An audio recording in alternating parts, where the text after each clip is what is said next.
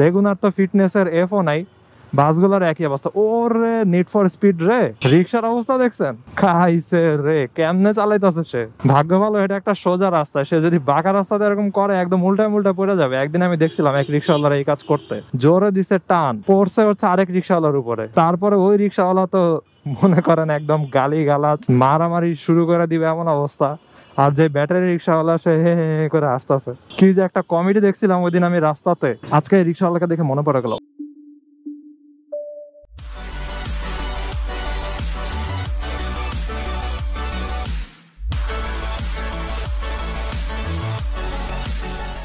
এই WhatsApp everyone, এখন বিকাল টাইম, মোটরসাইকেলের ঘড়িতে বাজে হচ্ছে 3:15। তো বাইক স্টার্ট দেয়, আজকে আবার আগের দিনের মতো অফ হয়ে যাইস না প্লিজ। যাক ভালোই, এক সুইচে অন হয়ে গেছে। আজকে ব্যাগ আমার প্রচুর হেভি হয়ে আছে, কারণ আজকে জার্মান ক্লাসে যাওয়া লাগবে। এজন্য ব্যাগের ভিতরে বই, তারপরে আমার মোটা নোট খাতা, দেন ক্যামেরা তো আছেই। এই সব কিছু মিলা মিশা ব্যাগ আজকে অনেক হেভি। যাই হোক, লেটস গো। ফার্স্টে আমি 3:30টার মধ্যে যাব মগবাজার কামাল বিরিয়ানি একটা জায়গা আছে, ওই জায়গাটার সামনে। দেন সন্ধ্যা 6টা বাজে আমার জার্মান ক্লাস। তারপরে রাত 8টার দিকে আমি আবার যাব হচ্ছে পুরান ঢাকায়। জাস্ট 15 মিনিটসের মতো একটু ঘুমাইছি, দেন বের হয়ে গেছি। আমার সমস্যাটা হচ্ছে বিকালে অথবা দুপুরে অ্যাটলিস্ট 10 মিনিটসের মতো আমি যদি না ঘুমাই তাহলে আমার সারাদিন মাথা ব্যথা করে। এই যে গাছ ভেঙে আছে ঝড়ে, সব ওলট পালট। এই যে আরেকটা গাছ ভাঙা। আশা করি এই সময়টাতে 27 নাম্বার মোটামুটি খালি পাওয়া যাবে। তারপর আমি মেইন রাস্তা দিয়ে যাব না, কারণ ওইখানে ইউটার্নটার সামনে জ্যাম লাগে ভালোই। এই রাস্তাটাতে আমার মনে আছে একবার বাঁকা হয়ে টার্ন নেওয়ার সময় একটা ইটের সাথে ধাক্কা খেয়ে আমি অলমোস্ট পড়ে যেতে নিয়েছিলাম। এই জিনিসটা বারবার আমি ভুলে যাই, কেন বুঝি না। আমার এটা অলওয়েজ মাথা রাখতে হবে যে এসব রাস্তাতে এরকম কাত হয়ে টার্ন নেওয়া যাবে না, লিন হওয়াই যাবে না। এদিকে কি চলতেছে? বড় বড় পাইপ, বিল্ডিং এর construction. Scan me with your phone. এখন অ্যাপার্টমেন্ট ওয়ালারও অনেক ডিজিটালাইজড হয়ে গেছে, তারা তাদের অ্যাডভার্টাইজমেন্ট কিউআর কোড স্ক্যানার দিয়ে এখন দেয়। ওই দেখ, এখানে লাগছে আরেক গ্যাঞ্জাম। নিসান গাড়িটা চিপা দিয়ে বের হতে পারতেছিল না, এখন ফাইনালি বের হয়েছে। আর একটা কম্প্যাক্ট মাজদা। এই মাজদাগুলোর দাম মনে হয় কম, এগুলো আমি প্রায় দেখছি। কিছুটা জাস্ট নর্মাল ইউজেজের জন্য আই গেস। ওরে বাতাস দেখছেন? এই যে গাছগুলোর দিকে তাকালে বুঝাইতেছে কি লেভেলের বাতাস। আরে এদিকেও গাছ ভাঙা পড়ছিল। তবে আমার কুমিল্লার একজন সাবস্ক্রাইবার ভাই বললো ওদিকে জাস্ট প্রচুর বাতাস ছিল, তবে গাছ টাছ ভেঙে পড়ে যাওয়ার ঘটনা অত বেশি সে দেখে নাই। আর কুমিল্লা হচ্ছে আমার দাদাবাড়ির পাশেই, আমার দাদাবাড়ি চাঁদপুর, আর আমার ভাবির বাড়ি কিন্তু কুমিল্লাতে। যাই হোক, চিপা দিয়ে আসতে গিয়ে কি অবস্থা দেখেন। এখানে এই জায়গাতে গাড়িটা রেখে তারা যাত্রী নামাইতেছে। ওয়াও, কি অবস্থা দেখছেন? এই গাড়িটা কি করতেছে এখানে। ফাইনালি একটু ফাঁকা পাইছি, তবে এগুলো হচ্ছে চিপা চাপা রাস্তা, খেয়াল রাখা লাগবে। এই সাইডে অনেক সময় ওয়াসার গাড়ি বের হয়, কারণ সাইডে ওয়াসারের পানি ট্যাঙ্ক আছে, তো এজন্য এখান থেকে প্রায় গাড়ি বের হয়। এই গাড়িগুলো কি করে, বিভিন্ন এলাকা এলাকায় গিয়ে পানি বিক্রি করে। ওকে, এখন ঢুকে যেতেছি মানিক মে এভিনিউর দিকে। রাস্তা আশা করতেছি আজকে মোটামুটি খালি পাবো, তবে বিজয় সরণির দিকে যাব না। আমি একদম স্ট্রেট হচ্ছে ফার্ম গেট দিয়ে ঢুকে যাব, কারণ বড় বড় গাড়ির ভালোই চাপ আছে আর অনেক বাতাস। আমি জানি না আমার কথা ঠিক মতো বোঝা যেতেছে নাকি, তবে প্রচুর বাতাস আজকে। আর যারা অনেকদিন পরে মানিক মে এভিনিউতে আসবেন তাদেরকে একটা নতুন আপডেট দেই আমি। এখানে কি হয়েছে, একদম সামনে যে বের হয়ে যাওয়ার রাস্তা আছে খামার বাড়ির, ওইখানের ইউটার্নটা বন্ধ করে দিছে। এই জন্য যে সমস্যা হয়েছে, সব গাড়ি, বাস, সিএনজি টিএনজি যা আছে সব এদিক দিয়ে ইউটার্ন নেয়, এটা হচ্ছে সমস্যা। আর এদিকে আমি জানি না কি কাজ চলতেছে, এখান দিয়ে হচ্ছে টিন দিয়ে সব বন্ধ করে দিছে। ওই যে দেখেন গাছগুলো সব ভেঙে পড়ে আছে, খেজুর গাছও ভেঙে পড়ে আছে। ওয়াও, এই যে ইউটার্নটার কথা বলতেছিলাম আমি বন্ধ হয়ে গেছে, এই যে ডান সাইডেরটা, এটা একদম বন্ধ করে দিছে ব্যারিকেড দিয়ে। ওকে, এখন সিএনজি চেপা চাপা দিয়ে স্ট্রেট বের হয়ে যায়।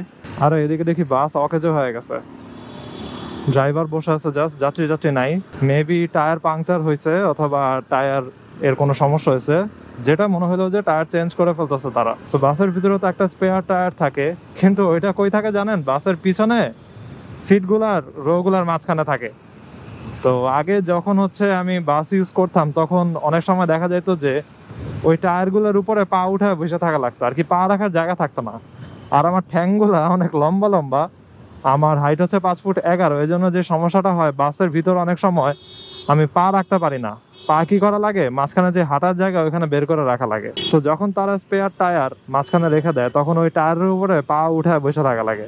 যখন স্পিড ব্রেকারে বাস লাফায় তখন বাসের সাথে টায়ারও লাফায়, টায়ারের সাথে আমিও লাফাই। ওকে, খামার বাড়ি পার হয়ে ফার্ম গেট দিয়ে এখন আমি হলিক্রসের সামনে দিয়ে ঢুকে যাব। এদিক দিয়ে একদম সোজা গিয়ে শর্টকাট মারবো একটা রেল ক্রসিং এর দিকে। আশা করি এখন এখানে জ্যাম টাইম কমে পাওয়া যাবে, কারণ কলেজ তো 1টা-2টার দিকে আগে ছুটি হয়ে যায়। সো ওই সময় যত রিক্সার ভিড় থাকে, এখন রিক্সার ভিড় অত পাওয়া যাবে না। সব রিক্সা এখন যাবে হচ্ছে মগবাজার হাতিঝিলের ওদিকে। এই যে পুলিশ এখানে ধরতেছে সিএনজি।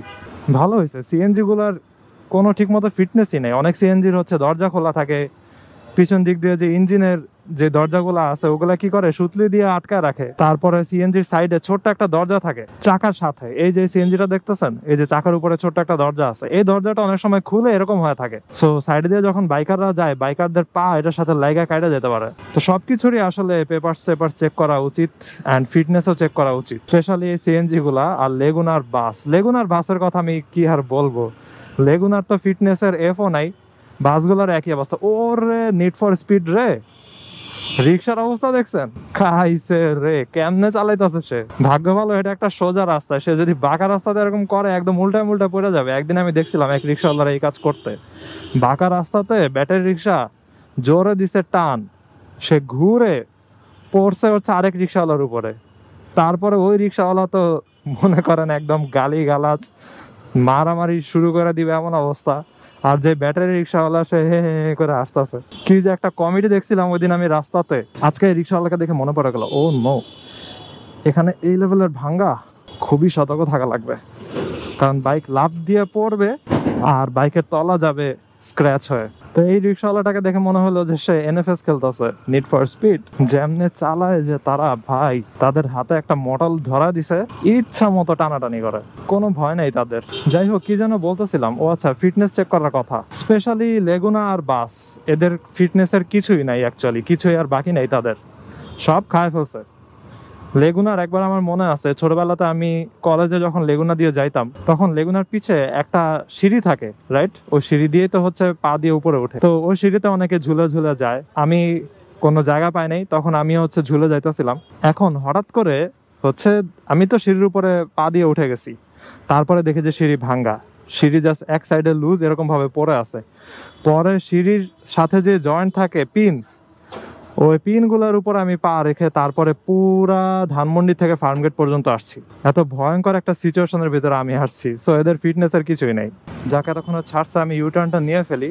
ও রে, এদিকে তো ভালোই সিগন্যাল আছে। আমি তো ফ্লাইওভার উপর উঠবো না, আমি তো যাবো একদম সোজা। ওই যে দিকের বাইকাররা ধরছে।